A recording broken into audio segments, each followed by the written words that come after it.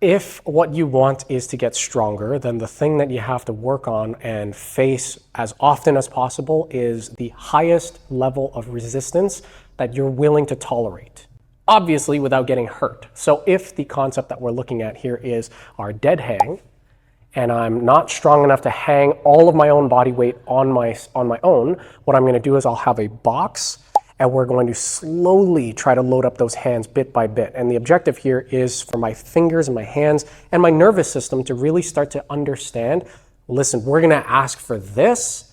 Today it's not enough, so the more I ask for it, the next time it's going to say, hey, listen, last time it wasn't enough. This time we need a little bit more.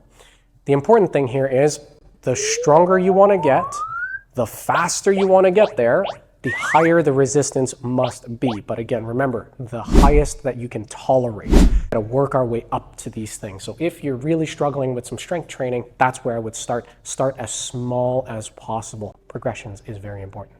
The frequency for doing this, strength training is one of those things where you definitely need more rest. It's best to do, instead of a lot of strength training all at once, do a little bit every single day. Again, and that's what makes it so that it becomes more and more tolerable over time. Because you're like, that was really uncomfortable, but it was only for like a second.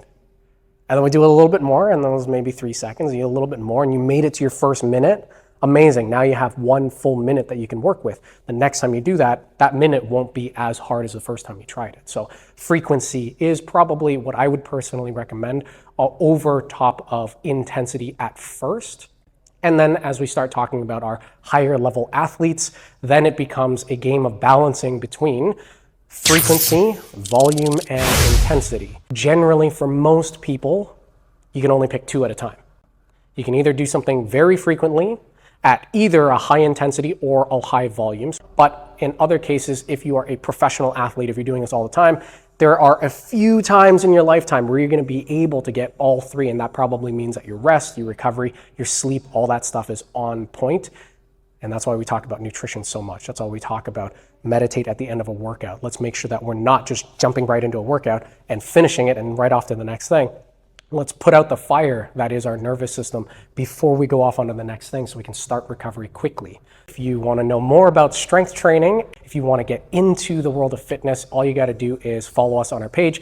Alternatively, if you want us to come and guide you on your journey, all you got to do is comment "fight" down below and you'll get some workouts to come hang out with us.